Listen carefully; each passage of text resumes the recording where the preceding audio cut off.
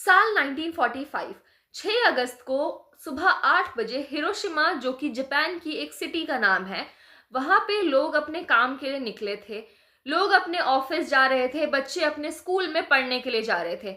मौसम काफी ज्यादा सुहावना था और अभी समर्स जो थी वो शुरू हुई थी जापान में। इसी बीच हिरोशिमा के लोग देखते हैं कि आसमान में अमेरिका का बोइंग B-29 फ्लाइट जो है वो उड़ रही है। उनका ये एक प्लेन था जो ये लोग फाइट में और वॉर वगैरह में यूज करते थे। ये प्लेन जो था ये इनके ऊपर उड़ रहा होता है एंड बहुत दूर से ये लोग देखते हैं कि उस बोइंग B-29 में से कोई एक चीज जो है छोटी सी वो नीचे गिरी है। जापान के लोगों को बिल्कुल आइडिया भी नहीं लगा कि ये क्या चीज थी जो अमेरिका ने अपनी फ्लाइट से नीचे गिराई है, और जब तक वो ये सारी बातें समझ पाते तब तक सब कुछ खत्म हो जाता है। प्लेन से जो चीज नीचे गिरती है वो एक एटॉमिक बॉम्ब होता है जो अमेरिका के थ्रू हिरोशिमा पे गिराया जाता है। जैसे ही ये प्लेन से एटॉमिक बॉम्ब गिराया जाता है, एकदम से सडन ब्राइटनेस हर तरफ फैल जाती है। ऐसा लगता है कि धरती पर ही सूरज का एक गोला जो है वो फैल गया है। पूरा हिरोशिमा का जो जमीन होता है वो आग की गोले की तरह हो जाता है। टेम्परेचर 4000 से ज्यादा पहुंच जाता है और एक ही झटके में 80,000 लोगों की डेथ हो जाती है। ये सारी बातें सुन के किसी के भी मन में सिर्फ यही सवाल आएगा कि क्या रीजंस थे अमेरिका के कि उन्होंने हिरोशिमा और नागासाकी पे एटॉमिक बॉम्ब्स गिराए और इतने लोगों की जान ली। तो आज की वीडियो में हम the story of Hiroshima and Nagasaki को डिस्कस करने वाले हैं। पूरी की पूरी स्टोरी शुरू होती है वर्ल्ड वॉर 2 से। वर्ल्ड वॉर 2 जो होता है वो शुरू होता है जब जर्मनी जो है वो पोलैंड पर अटैक करता है। वर्ल्ड वॉर 2 जो होती है वो दो ग्रुप्स के बीच में जो फाइट होती है वो पूरे दो ग्रुप्स के बीच में लड़ी जाती है। पहली होती है अलाइड पावर्स, जिसमें अमेरिका था, ब्रिटेन था, फ्रांस था, चाइना था एंड सोवियत यूनियन था। और इसके अगेंस्ट में जो ग्रुप लड़ रहा होता है वो होता है एक्सिस पावर, जिसमें जर्मनी, इटली एंड जापान होते हैं। तो देखो अब थोड़ा सा जापान का सिचुएशन समझो। जापान का क्या सीन होता है। जापान जो होता है एशिया में majority of south east Asian countries जो होती है वो जापान के अंडर होती हैं। चाहे वो कोरिया होता है, ताइवान, मंचूरिया या फिलीपींस, ये सारी जितनी भी कंट्रीज होती हैं, लाओस, कंबोडिया, ये सारी की सारी जापान के अंदर होती है। एंड जापान के जो एम्परर होते हैं वो ये चाहते हैं कि हम जापान को एक तरीके से या फिर पूरे एशिया को ग्रेट एशिया बनाना चाहते हैं। इसीलिए जरूरी है कि एशिया की जितनी कंट्रीज हैं वो सारी की सारी जापान के अंडर आ जाए। लेकिन ग्रेट एशिया बनाना, ये सारी चीजें एक फालतू बातें थी जापान की, सिर्फ लोगों को बेवकूफ बनाने के लिए। कि असल में जो मोटिव था जापान का वो यही था कि सारे नेचुरल रिसोर्सेज को, एशिया में जितने कंट्रीज हैं उन सबके नेचुरल रिसोर्सेज को एक्सप्लॉइट करके अपनी खुद की डेवलपमेंट करना, जैसे ब्रिटिशर्स ने इंडिया के साथ किया। अब अमेरिका के साथ ये दिक्कत होती है। देखो, अमेरिका बिल्कुल भी नहीं चाहता था वर्ल्ड वॉर 2 में पार्टिसिपेट करना। उसने वर्ल्ड वॉर 1 के बाद ही अमेरिका के प्रेसिडेंट ने क्लियर कर दिया था कि हम किसी भी तरीके की यूरोप और एशिया में किसी भी तरीके के फॉर्म ऑफ लड़ाई में अपना कोई भी कंट्रीब्यूशन नहीं करेंगे। लेकिन अमेरिका की टेंशन तब बढ़ती है जब वो ये चीज ऑब्जर्व करता है कि यूरोप में जो हिटलर का इन्फ्लुएंस है वो बढ़ता जा रहा है। क्योंकि जो हिटलर होता है या जर्मनी जो होती है वो धीरे धीरे सारी कंट्रीज को कैप्चर करती जा रही होती है यूरोप में। एंड यहाँ एशिया में जापान धीरे धीरे सारी कंट्रीज को कैप्चर करता जा रहा होता है। तो एक तरीके से अमेरिका का कंट्रोल जो होता है, बहुत सारी कॉलोनीज से लूज होने का डर होता है अमेरिका को। तो इस वजह से अमेरिका की टेंशन बढ़ जाती है कि एशिया में जापान का कंट्रोल हो जाएगा एंड यूरोप में जर्मनी का कंट्रोल हो जाएगा। जापान को रोकने के लिए अमेरिका जो है बहुत तरीके की चीजें करता है। पहले तो वो इकोनॉमिक सैक्शंस लगाता है जापान पे, उनके कुछ नेचुरल रिसोर्सेज के एक्सपोर्ट पे वो रोक लगा देता है एंड जापान को दे बोलता है कि अपना जो ये एक्सपेंशन तुम कर रहे हो इसको रोक दो, नहीं तरीके की कोई भी नेचुरल रिसोर्स का एक्सपोर्ट नहीं करूंगा। ठीक है, अब यहाँ पे अमेरिका का ये स्टेटमेंट आता है एंड जापान जो होता है उसको पता होता है कि ये सारी चीजें मेरे लिए जरूरी नहीं है। मेन जो गोल होता है जापान का वो होता है ग्रेट एशिया बनाना। तो जापान जो होता है वो यूएस की धमकियों को निग्लेक्ट कर देता है। उसके बाद अमेरिका जो है वो इकोनॉमिक सैक्शंस को और बढ़ाता है एंड जापान को ऑयल एक्सपोर्ट करना बंद कर देता है। अब ये बात यहाँ पर जानने वाली है कि जापान में जो 80% ऑयल आता था वो अमेरिका से आता था, लेकिन जापान तब भी नहीं मानता एंड 80% जो ऑयल आता था जापान का वो अमेरिका से आता था। तो जापान सोचता है कि कोई बात नहीं, अमेरिका ऑयल नहीं देगा तो क्या हुआ, बहुत सारी और भी कंट्रीज है जो हमें ऑयल एक्सपोर्ट कर देंगी। ठीक है, तो अमेरिका की बात जापान कंप्लीटली मना कर देता है और अपनी एक्सपेंशनिस्ट पॉलिसी को कंटिन्यू रखता है। अब भी अमेरिका का ये नहीं था कि वो वर्ल्ड वॉर 2 में पार्टिसिपेट करेगा। जापान अब ये स्टूपिड ची हरकत करता है, उसको लगता है कि मैं अमेरिका पे बॉम्ब फेंक दूंगा एंड उस पर अटैक कर दूंगा एंड यहाँ पे जब तक अमेरिका उन सारी चीज़ों में उलझा रहेगा हम यहाँ से जाकर बाकी साउथ ईस्ट एशियन कंट्रीज पे कैप्चर कर लेंगे। तो सेम यही चीज़ जापान करता है। जापान यूएस नेवल बेस पे 7 दिसंबर 1941 को अटैक करता है पर्ल हार्बर पे एंड इसके बाद अमेरिका का दिमाग इतना ज़्यादा खराब हो जाता है कि वो कंप्लीटली वर्ल्ड वॉर 2 में एंटर कर जाते हैं एंड एक स्टेटमेंट देते हैं कि now we will fight against Japan. तो अब सिचुएशन ये है कि यहाँ पे अमेरिका भी वॉर में आ गया है। अमेरिका का साथ देने के लिए ब्रिटेन, फ्रांस एंड चाइना वगैरह की और यूएसएसआर वगैरह भी सारे के सारे अब वर्ल्ड वॉर 2 में फाइट करने के लिए रेडी हैं। एंड यहाँ पे जो दूसरी जो फोर्स है, मतलब जो दूसरी ग्रुप है जो फाइट करने वाली है, जापान का साथ देने के लिए यहाँ पे जर्मनी और इटली उसके सपोर्ट में आते हैं। तो ओवरऑल 1941 के एंड तक वर्ल्ड वॉर 2 जो है वो कंप्लीटली शुरू हो गई थी।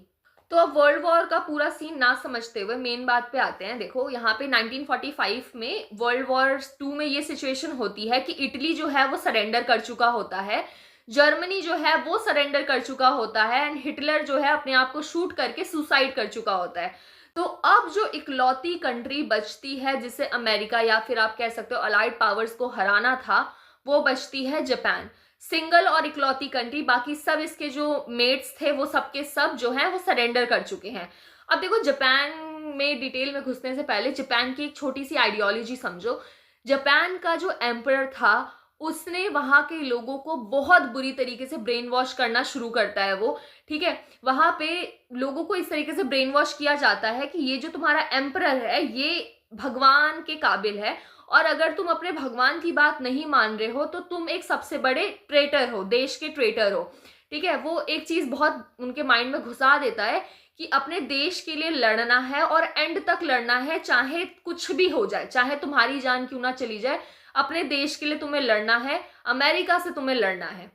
तो अब जापान के लोग कंप्लीटली ब्रेन वॉश्ड थे और जो लोग ब्रेन वॉश नहीं हो रहे थे वो लोग उनको ट्रेटर समझ रहे थे कि तुम जापान के अगेंस्ट। ये था कि जापान के जो लोग थे वो कंप्लीटली ब्रेन वॉश थे उनके एम्परर की बातों से। ठीक है, तो अब अमेरिका का सिचुएशन वापस से समझो। देखो अमेरिका क्या होता है, अब अमेरिका के पास सिर्फ जापान ही बचा है फाइट करने के लिए। तो अमेरिका सोचता है कि हम अपने जो सोल्जर्स हैं और अपनी जो आर्मी है वो जापान में भेजते हैं एंड इनके लैंड्स को कैप्चर करना शुरू करते हैं। तो अब अमेरिका सोचता है कि हम इसके लैंड को कैप्चर करते हैं, जापान को पूरा कैप्चर करते हैं। ये शुरू करते हैं ओकिनावा से। ओकिनावा एक आइलैंड है जापान में, वहां से शुरू करते हैं एंड ये एक ऑपरेशन चलाते हैं जिसका नाम देते हैं ऑपरेशन डाउनफॉल। ठीक है, अब ये ऑपरेशन चल रहा है, फाइट हो रही है सबकी, मतलब Japanese army and Japanese civilians जो थे वो भी फाइट कर रहे हैं एंड यहाँ से अमेरिका की जो सोल्जर्स हैं वो भी फाइट कर रहे हैं। ठीक है, and it is known as the bloodiest war that have been fought in the whole world's history. Reason इसका ये था कि यहाँ पे जो जापानीज सिटीजन्स थे इतने ज्यादा बुरी तरीके से ब्रेन वॉश्ड थे कि वो एंड तक लड़ रहे थे अमेरिकन सोल्जर्स से। तो अब जो जापान के सिविलियंस हैं ये जो है हैवी पड़ रहे हैं अमेरिकन सोल्जर्स पे इन टर्म्स, मतलब ऑब्वियसली अमेरिका हर चीज में, हर एक इक्विपमेंट में उनसे आगे था, टेक्नोलॉजी में उनसे आगे था शुरू से। ठीक है, वेपन्स में उनसे आगे था, लेकिन ये जो डेडिकेशन थी इन जापानीज लोगों की, क्योंकि ये लोग ब्रेन वॉश थे एक तरीके से, तो ये एक्चुअली में अमेरिका को जीतने नहीं दे रहे थे। ठीक है, तो पर एट द एंड जो है वॉर ऑफ ओकिनावा जो है ये अमेरिका जीत जाता है। पर कौन सी कॉस्ट पे, ये समझो अमेरिका के 12,000 से ज्यादा सोल्जर्स जो हैं इसमें मर जाते हैं एंड ऑब्वियसली जापानी साइड से भी काफी कैजुअलिटीज होती हैं एंड अभी भी जापान के लोग सरेंडर करने को तैयार ही नहीं थे, पर फिर भी अमेरिका जो है वो वॉर जीत जाता है समहाउ। तो अब देखो अमेरिका इस बात को सोच रहा होता है कि हमारा इतना सा आइलैंड कैप्चर करने में हमारे इतने सोल्जर्स की डेथ हो गई, एंड जिस लेवल से ब्रेन वॉश किया गया है जापानीज लोगों का, ये लोग सरेंडर तो करने नहीं वाले हैं। अमेरिका को ये बात अभी समझ आ जाती है। तो इस वजह से ये पूरे जापान को अपने सोल्जर्स के थ्रू कैप्चर करना एक सही स्टेप नहीं समझते। अमेरिकन को लगता है या अमेरिकन प्रेसिडेंट को लगता है कि अगर ऐसे हम अपने सोल्जर्स को यूज करके पूरे जापान को कैप्चर करने की कोशिश करेंगे तो हमारे बहुत सारे सोल्जर्स की डेथ हो जाएगी, ठीक है। तो अब ये जो लैंड वाला सीन था कि हम लैंड से अपने सोल्जर्स भेज के जापान को कैप्चर करेंगे, ये पूरा कैंसिल हो जाता है इसी वजह से। अब इन्हीं सभी चीजों के बीच में क्या होता है, यूएस के जो प्रेसिडेंट होते हैं उनकी डेथ हो जाती है, एंड अब जो यूएस के नए प्रेसिडेंट बनते हैं उनका नाम होता है हैरी एस ट्रूमैन। तो अब ये ट्रूमैन की रिस्पॉन्सिबिलिटी आ जाती है कि जापान से कैसे सरेंडर करवाना है और कैसे वर्ल्ड वॉर 2 को एंड करवाना है। और इनको काफी अच्छे तरीके से पता होता है कि जापान के लोगों का किस तरह से ब्रेन वॉश किया गया है, तो ये मर मिटने को तैयार हैं, लेकिन ये कभी सरेंडर नहीं करेंगे। अब इसी बीच क्या होता है, जो हैरी एस ट्रूमैन है इनको मैनहट्टन प्रोजेक्ट के बारे में पता चलता है। ये प्रोजेक्ट जो होता है ये सीक्रेट प्रोजेक्ट होता है जिसपे यूएस काम कर रही होती है। यूएस के जो साइंटिफिक रिसर्च ग्रुप वाले डिपार्टमेंट होता है वो काम कर रहा होता है, एंड ये जो है एटॉमिक बॉम्ब्स बना रहे होते हैं। तो ट्रूमैन जो है इसको अच्छे से पूरा जो एटॉमिक बॉम्ब्स बनते हैं उसकी पूरी टेस्टिंग करवाता है, एंड सक्सेसफुली टेस्टिंग होने के बाद ट्रूमैन डिसाइड करते हैं कि अब एटॉमिक बॉम्ब ही सिंगल ऐसा रास्ता है जिससे जापान जो है वो सरेंडर करेगा। ट्रूमैन अब जुलाई 1945 को जापान को एक पोट्सडाम डिक्लेरेशन भेजते हैं जिसमें वो कहते हैं क्लियरली कि हम चाहते हैं जापान अनकंडीशनल सरेंडर करे, सरेंडर करने के लिए वो कोई और कंडीशन ना रखे और अब सीधा सरेंडर करे। एंड वो धमकी देते हैं जापान को कि अगर तुमने सरेंडर नहीं किया तो इससे प्रॉम्प्ट एंड अटर डिस्ट्रक्शन होगी तुम्हारी, जापान की, मतलब जापान की डिस्ट्रक्शन होगी, ठीक है। तो अब जापानीज लोगों को तो आइडिया तक नहीं था कि एटॉमिक बॉम्ब क्या होता है, क्योंकि ये सारा सीक्रेटिव बना रहे होते हैं अमेरिकन, ठीक है। तो वर्ल्ड में किसी को भी नहीं पता था कि ये सारी चीजें क्या होती हैं एंड किस लेवल के डिस्ट्रक्शन की बात की थी ट्रूमैन ने, ये भी जापान को पूरी तरीके से क्लैरिफाई नहीं किया गया। तो अब इन सब पे जापानीज किंग जो है वो कहते हैं कि मैं सरेंडर करने को तैयार हूं, लेकिन कुछ एरियाज में आप मेरा कंट्रोल छोड़ दो, मतलब मेरा कंट्रोल मत छीनो। लेकिन जो है अमेरिका के जो प्रेसिडेंट होते हैं वो क्लियरली ये चीज कह चुके होते हैं कि हमें अनकंडीशनल सरेंडर चाहिए, तो हम ऐसा कोई भी तुम्हारा डिमांड जो है वो एक्सेप्ट नहीं करेंगे। तो इस पर जापानीज जो एम्परर होते हैं ये मना कर देते हैं एंड पोट्सडाम डिक्लेरेशन को कंप्लीटली रिजेक्ट कर देते हैं।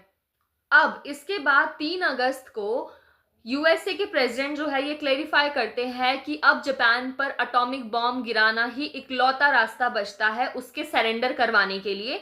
तो इस वजह से अब हम एटॉमिक बॉम्ब जो है हिरोशिमा पे गिराएंगे, ठीक है। अब ये क्लैरिफिकेशन आ चुकी है, लेकिन ये सिर्फ अमेरिका को पता है, अब किसी को भी नहीं पता कि एटॉमिक बॉम्ब गिरने वाला है।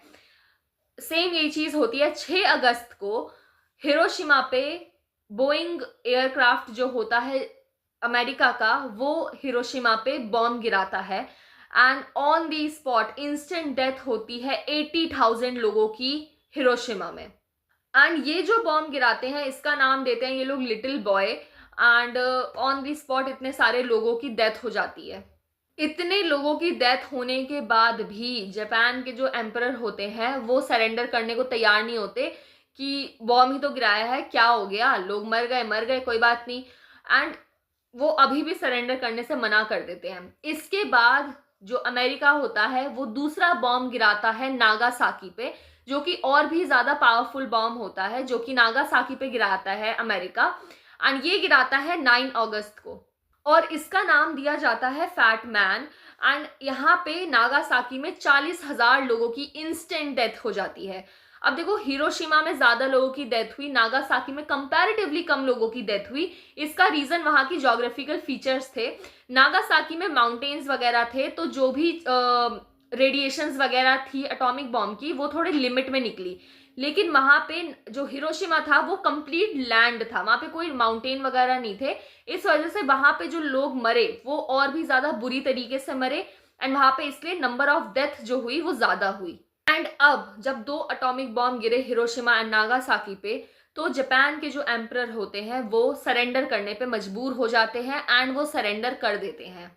तो अब देखो सबसे बड़ा सवाल ये उठता है कि क्या इतना ज्यादा बड़ा बॉम्ब गिराना और इतने लोगों को मारना सिर्फ और सिर्फ वॉर रोकने के लिए, क्या ये एक्चुअली में जस्टिफाइड है? सबके इस पर अपने अपने व्यूज हैं, कुछ लोग इस पर एग्री करते हैं, कुछ लोग इस पर एग्री नहीं करते हैं, तो सबके अपने व्यूज हैं। यहाँ पे देखो प्रेसिडेंट जो थे अमेरिका के, ट्रूमैन, उन्होंने कभी भी इस चीज के लिए अपोलोजाइज नहीं किया कि मैंने इतने लोगों को मारा। इनफैक्ट उन्होंने ये स्टेटमेंट दी थी कि अगर हम लैंड से अटैक करते जापान पे तो हमारे 10 लाख सोल्जर्स, मतलब 1 मिलियन सोल्जर्स की डेथ होती।